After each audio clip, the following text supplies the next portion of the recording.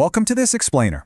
Prime Minister Modi just returned from France with what is, without a doubt, the most significant defense haul India has ever secured from a single trip. We're looking at a monumental shift in the strategic landscape of the Indo-Pacific, all catalyzed by 5 historic agreements finalized between New Delhi and Paris. And honestly, this isn't just your standard hardware upgrade.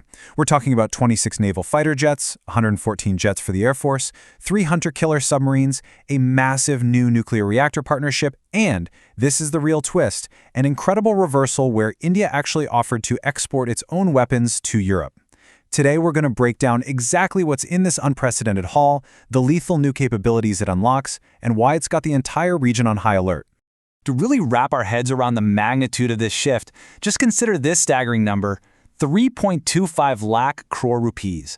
That's the estimated value of the newly issued letter of request for those 114 Air Force fighters. And what's wild is that this mammoth figure sits right on top of an already confirmed 63,000 crore deal for the naval fighter jets. When you combine those, you're looking at one of the largest and most consequential defense aviation procurements in India's entire history. It's a massive financial and strategic commitment that signals a very deep, very long-term aerospace partnership. All right, let's dive into our first major focus. Deep dive into the naval theater and the Rafale-M. Let's see how this hardware fundamentally alters the naval balance of power.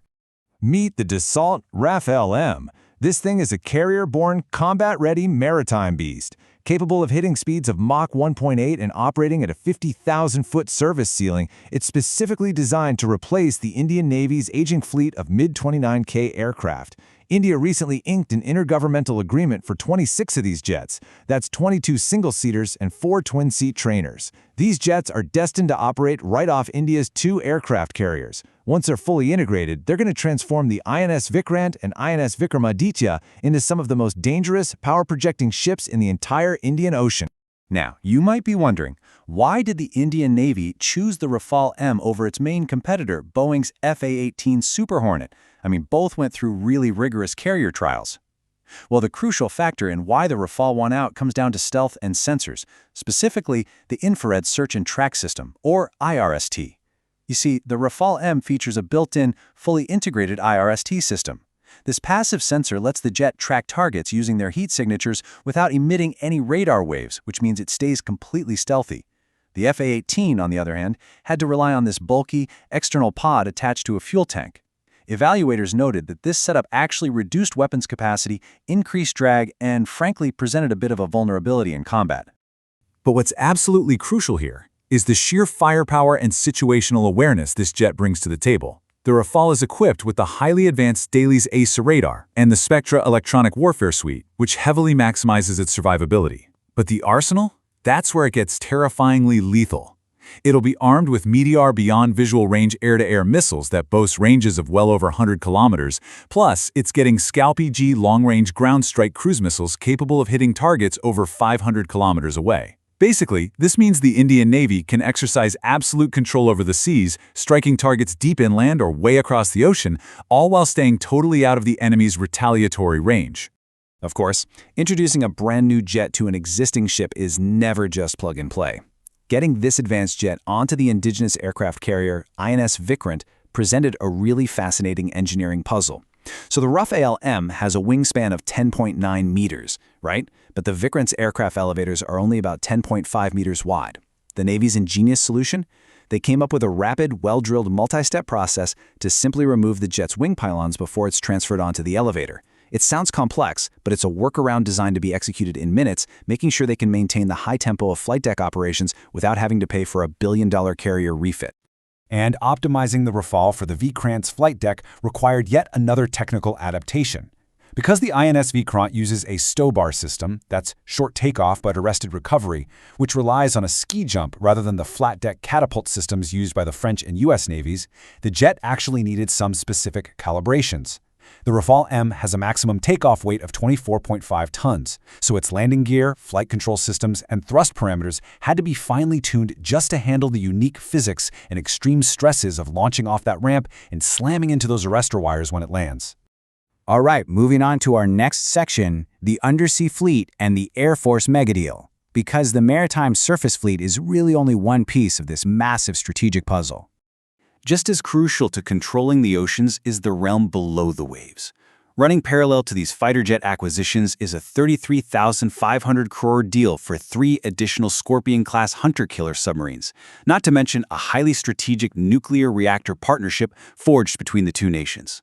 Now, what makes the submarine deal a massive leap for India's self-reliance is the localized manufacturing. The previous batch of Scorpenes had about 30 to 40% indigenous components. This new batch pushes that figure to an impressive 60%. That is effectively utilizing French technology transfer to heavily bolster India's very own defense industrial base.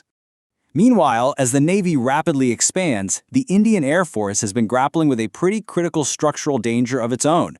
The IAF currently operates roughly 29 fighter squadrons, which is dangerously below its mandated sanction strength of 42 squadrons, the number they actually require to handle potential two-front threat scenarios.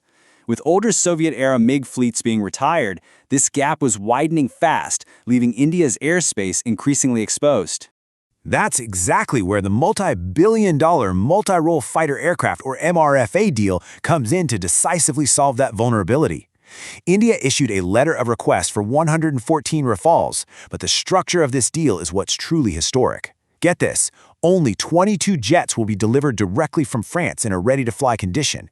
The vast majority, 92 fighters, will be manufactured right on Indian soil. If finalized, this officially becomes the largest Make in India defense contract ever signed, marking a seismic shift in domestic manufacturing and making India the very first country outside of France to build Rafales. The urgency driving this massive acquisition is totally backed by proven real-world utility. India already operates 36 Rafale-Ms in its Air Force from a 2016 deal, and these jets aren't just sitting around in hangars. They've been battle-tested in active deployments. We're talking complex, high-altitude missions in the challenging terrain of Ladakh. Crucially, the platform proved its worth in highly volatile scenarios, including rapid strike deployments during Operation Sindoor in May 2025. Basically, the jet just delivers when the stakes are at their absolute highest. Let's zoom out for our final section, the geopolitical climax, the two-front calculus. Because military spending of this magnitude fundamentally alters global geopolitics. Independent defense analysts are noting that this capability upgrade is a direct strategic response to some very complex regional dynamics, specifically regarding China and Pakistan. With Rafale-Ms on carriers, India now holds a direct knife to China's Malacca dilemma, actively threatening vital Chinese shipping lanes, the CPAC routes, and the water's port in a conflict scenario. Pakistan, meanwhile, is understandably pretty nervous. Strategic planners point out that Islamabad currently has absolutely zero response capacity in the naval theater against this overwhelming level of carrier strike power.